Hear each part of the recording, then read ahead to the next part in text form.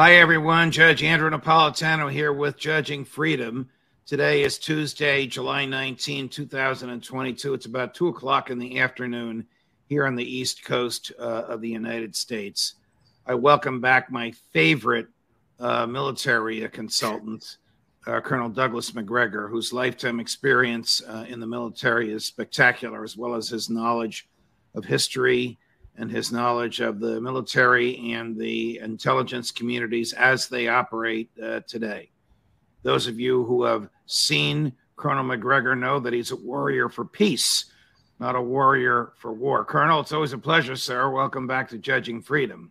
Sure. Thanks a lot, Judge. You published a fascinating article last week in the American Conservative, which I commend to every lover of freedom to read, particularly the fans of Judging Freedom, called Worshipping Dead Horses.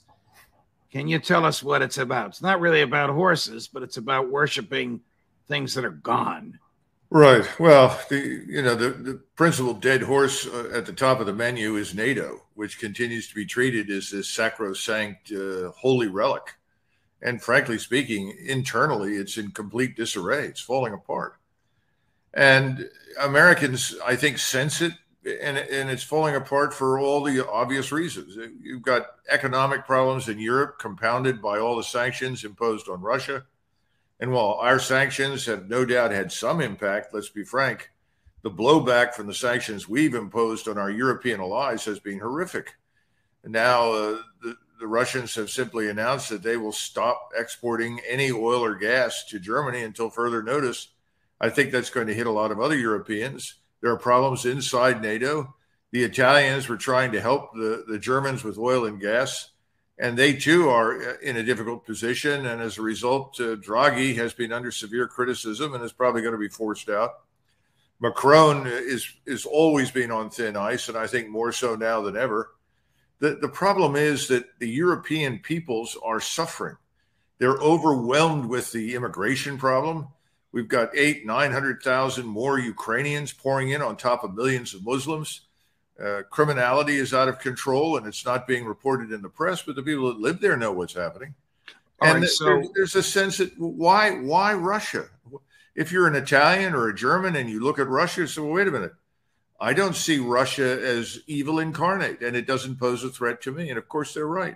So what does President Biden and what do the internationalists around him, Tony Blinken, Secretary of State, and his colleagues in the foreign ministries in Europe, what do they really want NATO to do? I mean, do they want to see NATO troops on the ground in Ukraine or, God forbid, in Poland or Estonia fighting Russian troops because they see this as a means to either degrade the Russian military or get rid of Putin once and for all?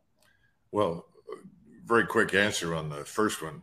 No one in Europe is interested in committing its forces to a fight with the Russians. They don't see any reason for it. Most of what we call military establishments in Europe are gestures. They're facades. Most of these forces haven't seen any real action against anybody for decades, and they're certainly not up to taking on the Russian military. I mean, remember, the Russian military was this hopelessly inept, incompetent organization that has now withstood 150 days of continuous fighting and crushed the Ukrainian military establishment virtually out of existence, to the point where the Ukrainian government's going to have a tough time just surviving, especially if we stop funding it, which is what we're effectively doing. We've made Ukraine the 51st state. So, no, that first part is nobody wants anything to do with this war, and they know they're not prepared to fight it. As for the rest of it, I think they have went along with Biden's notion that somehow or another this would force Mr. Putin to resign and create a catastrophe in Russia. And they believed it. And now they've gotten an education. Russia has an abundance of resources. It's probably the country in the world that is richest in resources. It's not going to go out of business. And Mr. Putin's popularity ratings are through the roof in Russia. All the Russians see him as defending Russia. Does there come a time when the American government recognizes that the sanctions were a disaster, that they're hurting American business enterprises, they're insufficiently, they're not insufficiently, they're not at all deterring Putin. All these Russian oligarchs' yachts that were seized, that was just for show. Yeah. Is there a time when Tony Blinken and company realized we're on the wrong track and we got to get out of this?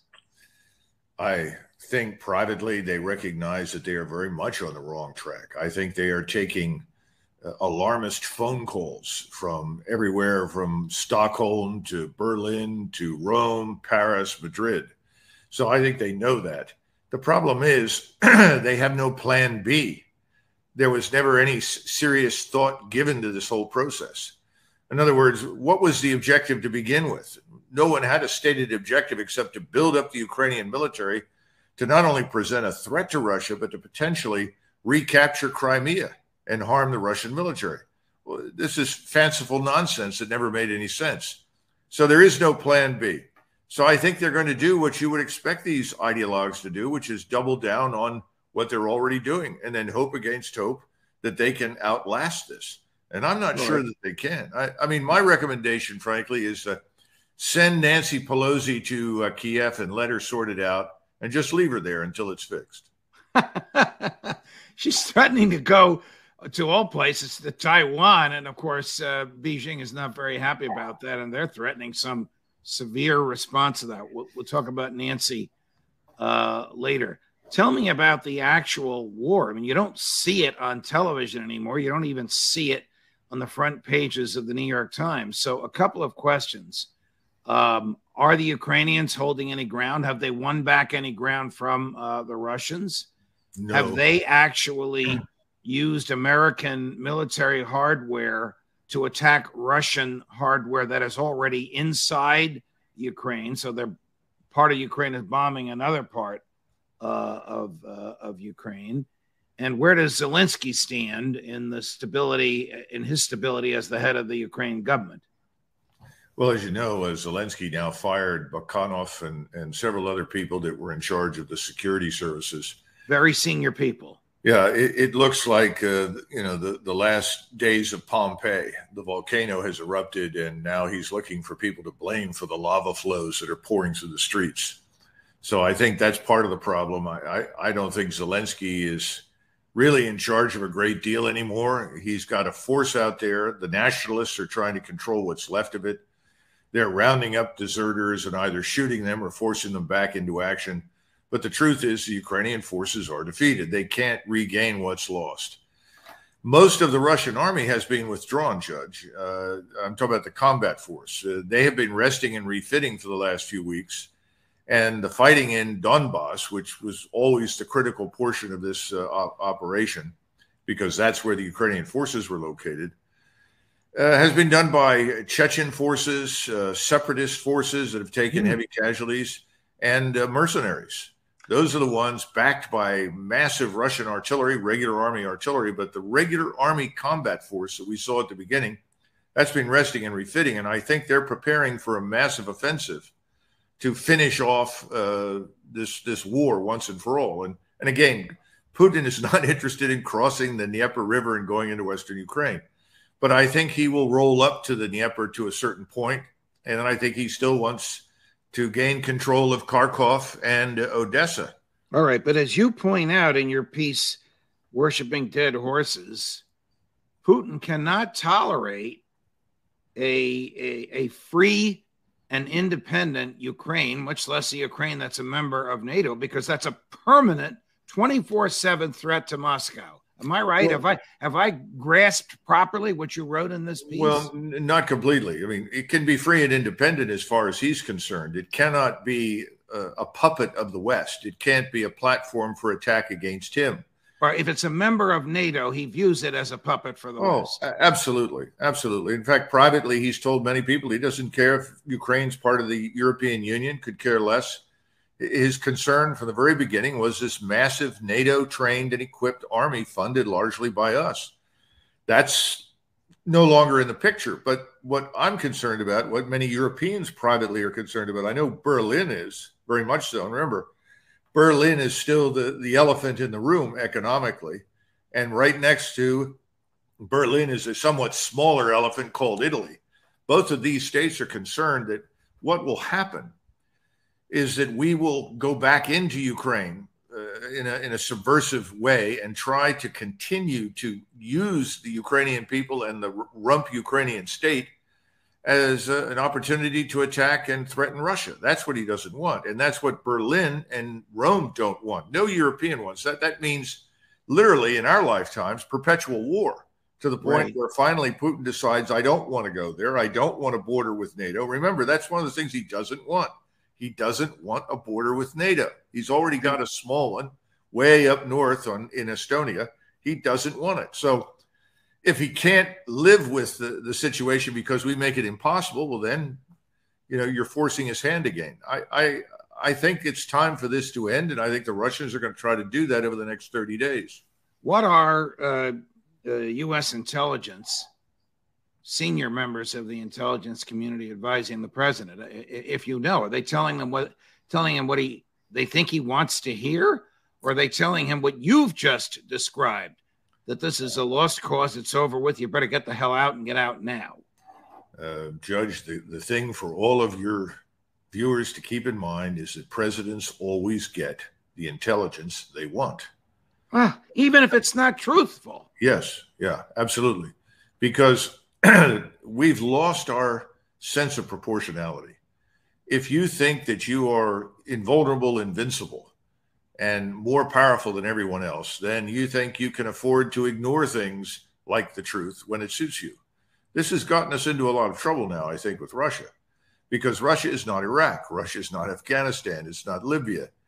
And, we're talking now, I listened to the former Secretary of State Pompeo essentially describe the apocalypse, the unification of Russia, China, and Tehran into one iron alliance that we should then set out to crush. I mean, this is the sort of madness that is rampant in Washington, and it presupposes that we are more than we are. In other words, we are not the nation, Judge, as you know, that we were in 1991. Right. 30 years ago, we were a very different country than the country today. And there doesn't seem to be any willingness to admit that and figure out that we've got serious problems here that need our attention. By the way, that's true for Western Europe. One of the problems that you point out in your piece, Worshipping Dead Horses, you sort of pivot from explaining the uselessness and weakness of NATO into serious problems with the American military, which have been visited upon it by the attitude of current leadership, the Biden administration, with respect to promoting people on the basis of race and gender who are not the most qualified, and establishing the sort of woke atmosphere in the military that people like you and I and people watching us today laugh at when we see happening on college campuses. Now you're telling me and telling your readers that this is happening in the U.S. military. Have they considered the long-term effect of this nonsense?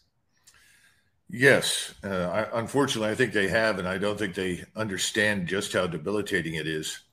On the one hand, you have a president who is more warlike, frankly, more aggressive, more bellicose than any president I can remember in my lifetime when he talks about Russia.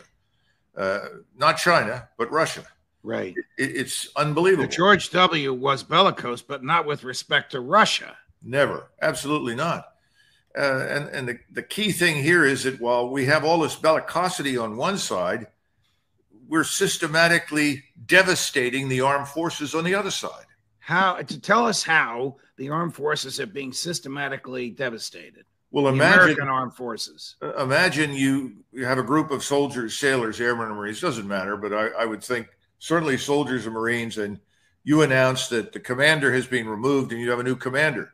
Your new commander is Tiny Tim, with a ukulele in the flowered shirt and the long hair. Right, this is crazy. He has kind of a uniform on, but, This is crazy, Colonel. Yeah, but that's essentially what you've got, and says, look, Tiny Tim is one of the finest people we've ever met. And by the way, he's transgender, but you've got to take showers with him because he deserves the opportunity to take showers with you, even though he's transgender. And he may not wear a skirt all the time, but he's wearing one today. You have to tolerate all of this. This is important, and this is what makes us free. This is what we're talking about with diversity. And then the other thing is, I'm sorry, you're not a woman, you're not black, you're something else. You may be white, you may be Asian, Northeast Asian. We're not interested in you. We don't care how well you have performed. We don't care how many years you've served. We don't care about your performance under fire in combat. We're interested in Sheila over here and moving her forward because we want a new force that is radically different from the one you're in. All right. When the government, and I realize there's some metaphors and exaggerations in there, but it's largely a summary of what's been happening. When the government does that, does it think in the long term, we don't use a draft anymore. We really need volunteers. We need thousands of volunteers every year. And our base for volunteers are young, virile men who really don't care about woke and don't want wokeness imposed on them, whether the young men are white or black or Hispanic or brown or whatever they may be. My point is, does the Biden administration leadership in the Pentagon recognize that imposing wokeness on the military will have a catastrophic effect on recruiting in the long term? I think they've already seen it. We're already confronting this catastrophic impact on recruiting. We can't recruit the people that we want. And their attitude is, it doesn't make any difference. We'll just drop the standards. We'll start recruiting people that we normally never take into the armed forces, people that are far below the desired IQ levels, people that have criminal records, people that may have serious problems, drug problems or something else. This is already happening. So again, I think they view it as none of these things matter anymore. We live in the era of push-button warfare. Fire a missile. We're still the biggest, most powerful, richest country in the world. We can do pretty much as we want. And the important thing in the backs of their minds is that we're building a force that reflects our leftist ideology and values. And we're replacing the values that were historically motivating inside the armed forces with our new values. One of my viewers just texted us, who wants to die for Biden and Zelensky. It's just so appealing. I mean, no American wants to do that. Does Tony Blinken? Does Lloyd Austin, the Secretary of State and the Secretary of Defense, do they think American troops want to die either for wokeness or for Zelensky? Lloyd Austin is a mystery to me. I've never met the man. And looking back on the years that he served, he certainly was an enormously, let's put it this way, he benefited enormously from the system that we have in place, right. Affirmative action and other things. And yet he's turned on the institution and seems to be turning on the American people in the country with incredible hatred and distaste. It's hard for me to fathom and imagine. It's even more difficult for me to look at senior officers who stand around and act as though this is perfectly normal. And when you say, what the hell are you doing? Their answer is, well, I've got orders. Wow. Orders to do what? Destroy the force? Right. Ruin morale, destroy cohesion, destroy discipline. We don't even have the authority today in the chain of command that we did 10 years ago or 20 years ago or 30 years ago to take action when it's required. What is the level of wokeness? It's hard for me to ask this with a straight face in the Russian army. Yeah, that's a great question. The last time I looked at a recruiting video, I'd say about zero. Everybody there understands the Russian army exists to kill enemies of the Russian state. And all the soldiers, sailors, airmen, and Marines understand that's their number one task. We go to where we're ordered and we defend the country and we kill the enemies of the state. All right. We're now at the end of July. Where will we be by Labor Day in the war in Ukraine? I'd be still sending billions of dollars in cash and material there, or recognizing the folly of what we've done? I'm glad you brought that up because most Americans don't understand, Judge. If you look at this $40 billion package that we passed back in May, almost universally. Right. Only about half of that is for military assistance. It's still 20 billion, but it's enormous. What's the other half? Well, the other half is it's unclear. It goes into aid and assistance that we would term nation building, support the Ukrainian state, humanitarian assistance, medical support, and so forth for the war. But most of the money for military equipment and military assistance really doesn't leave the United States. And this is what most people don't understand. When we say we're going to give the Ukrainians, for discussion purposes, let's just say 100 artillery pieces, we turn to the Department of Defense and say, send 100 artillery pieces to Ukraine. And they say, yes, sir. Then we send money over to the Pentagon to pay for the 100 artillery systems that we've taken and shipped. They then take that amount of money, whatever it is, for those artillery systems, and they turn and give it to the defense industries and say, give us replacements. Right. So it's kind of a circular system, because at the same time, remember, when all this money moves from Capitol Hill to DOD to the military industrial complex that we know as the defense industries, that money also involves donations for people on the Hill. That money involves making constituents happy, providing them with employment and jobs and so forth. Which might explain why the Congress voted actually to give more money than Uncle Joe asked them for, because they're all looking for their next contribution. The late, great Justice Scalia used to say, it doesn't matter why members of Congress say they voted for anything. They only vote for anything for one reason, and one reason only: to get reelected.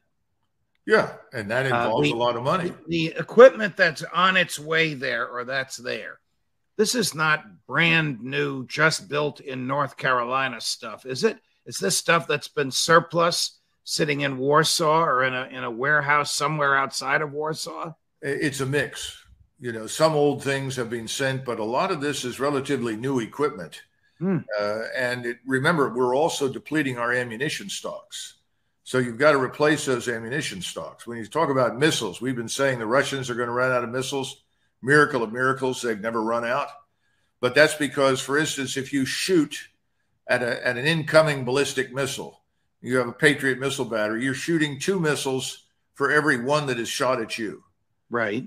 Well, that implies an enormous surplus of missiles on hand in peacetime. Well, we don't have that. In fact, we need a much larger surplus of those weapon systems. General, so the bottom line is no. And then the other thing to keep in mind, Judge, and I'm glad you mentioned this, we have been trying to get control of where both money and equipment is going in Ukraine, and the Ukrainians have not been helping us. And what we continue to hear about is enormous graft and corruption. Yeah. And the Russians, of course, are not stupid. They know what happens in eastern Ukraine. They know the country. They've been together for hundreds of years. So anything that's really new, like HIMARS that comes in, once it shoots or fires, it's a target. We know we've already lost 2 or 3 HIMARS systems very, very quickly. We lost the Caesar artillery systems that the French provided. But then we're also hearing that the Ukrainian forces themselves, elements of it, are selling some of our equipment to the Russians. Oh, boy. Colonel, has the American government, has the Biden administration jeopardized the national security of the United States by its profligate distribution of military assets from our own arsenals? Yes, I think they have, perhaps not on the scale that many people think, because right now I don't see any evidence that anyone wants to attack us militarily per se. But whenever you run down your stocks of equipment and ammunition, you're vulnerable. I mean, you know, everyone who's watched the various movies about the Battle of Midway all understand that everything revolved around how many aircraft do you have, how much ammunition do you have, when is it uploaded, when is it used, and how do you replenish it? Well, that's warfare. In that sense, we're vulnerable. And in that sense, it's being, in my judgment, irresponsible. Colonel Douglas Macgregor, always a pleasure. We hope you come back and visit us again soon. Okay. Thanks, Judge. Judge Napolitano for Judging Freedom.